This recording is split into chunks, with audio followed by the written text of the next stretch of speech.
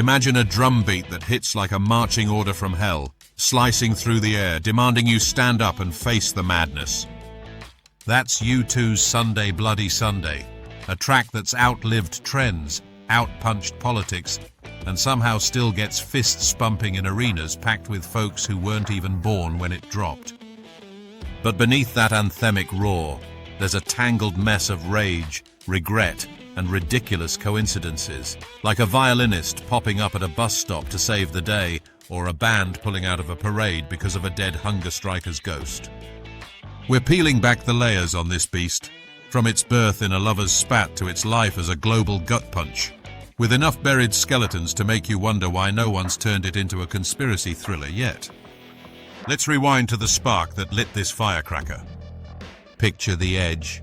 Yeah, that guy with the hat collection that could stock a thrift store in 1982, stewing in his own misery after a blowout fight with his girlfriend.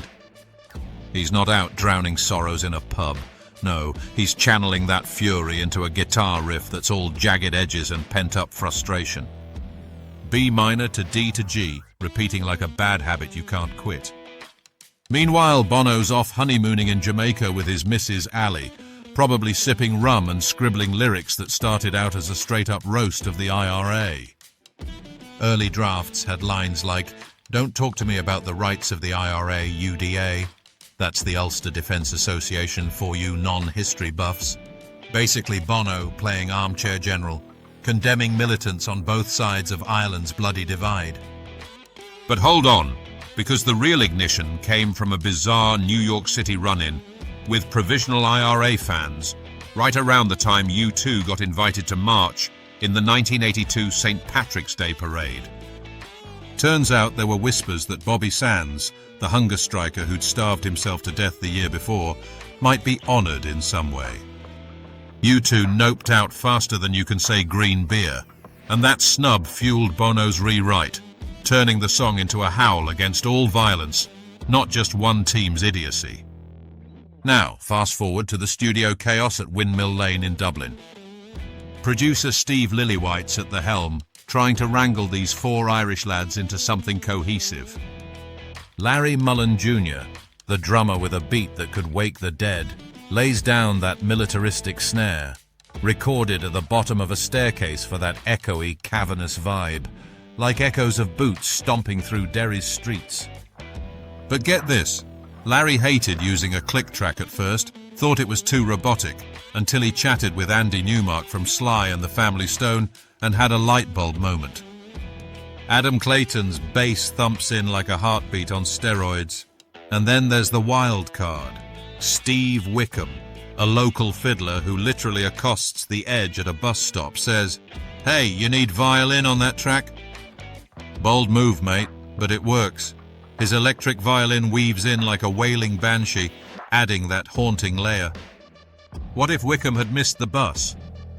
Would we have Sunday Bloody Sunday with a kazoo solo instead? Nah, but it's fun to imagine Bono trying to make that work. Diving into those lyrics, because they're the meat in this Irish stew. I can't believe the news today. That's Bono channeling every poor sod flipping on the telly in the 70s and 80s, seeing another bombing or shooting in Northern Ireland, that endless loop of the Troubles. The roots? Straight from the gut-wrenching reality of January 30th, 1972, when British paratroopers opened fire on unarmed protesters in Derry, killing 14 innocents in what's now infamous as Bloody Sunday. But wait, there's a double dip. It nods to the 1920 Bloody Sunday too, during the Irish War of Independence, when British forces and IRA clashed in Dublin. Bono's not picking sides, he's screaming at the absurdity of it all. Broken bottles under children's feet, bodies strewn across the dead-end street. That's visceral imagery of kids playing in war zones, innocence shattered like glass. And how long must we sing this song? A biblical echo from Revelation, pleading for an end to the tears and death, but twisted into a frustrated rant about the cycle of revenge. It's like Bono saying, "We've been at this for decades, aren't we bored yet?" Observational gold, innit? Picture the band in the studio, Bono pacing like a caged tiger, rewriting to strip out the finger-pointing, leaving our plea, Tonight, we can be as one. Unity over bullets.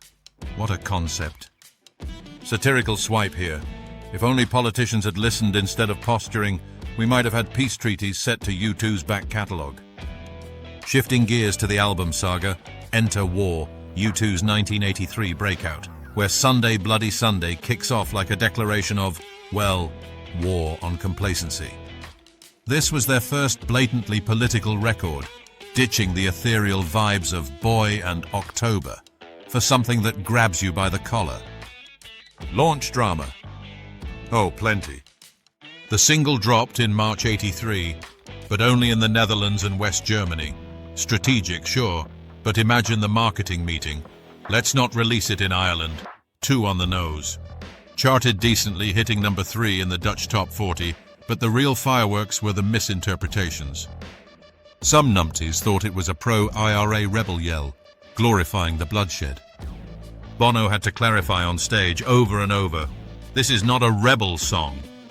Deadpan delivery there, like he's explaining quantum physics to a toddler. And the cover art. A kid with hands behind his head, staring defiantly, Peter Rowan, the same lad from Boy, now symbolizing the lost youth of the Troubles. Launch hiccups included Larry's dad pulling strings for tax-exempt status back home, because nothing says rock and roll like offshore finances. What if U2 had gone bankrupt instead? We'd have Bono busking on Grafton Street, belting anti-tax anthems. But here's where it ascends to legend status, the live beast. U2's played this over 600 times, turning it into a ritual. Debuted in Glasgow '82, but the magic hit at Red Rocks Amphitheatre in '83.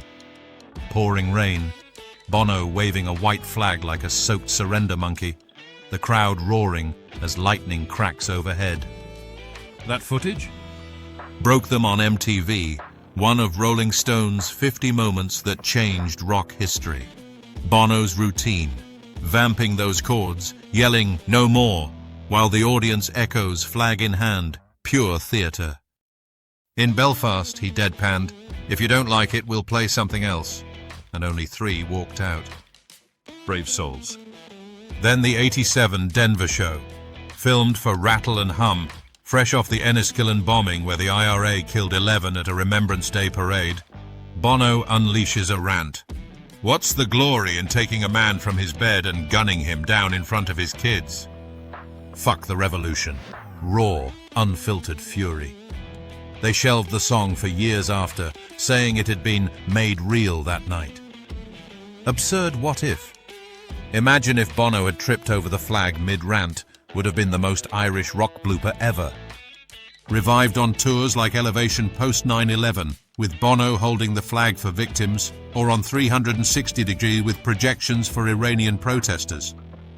It's morphed from Irish lament to universal gut check. Now the enduring impact. This track's rippled out like a stone skipped across a bloody pond.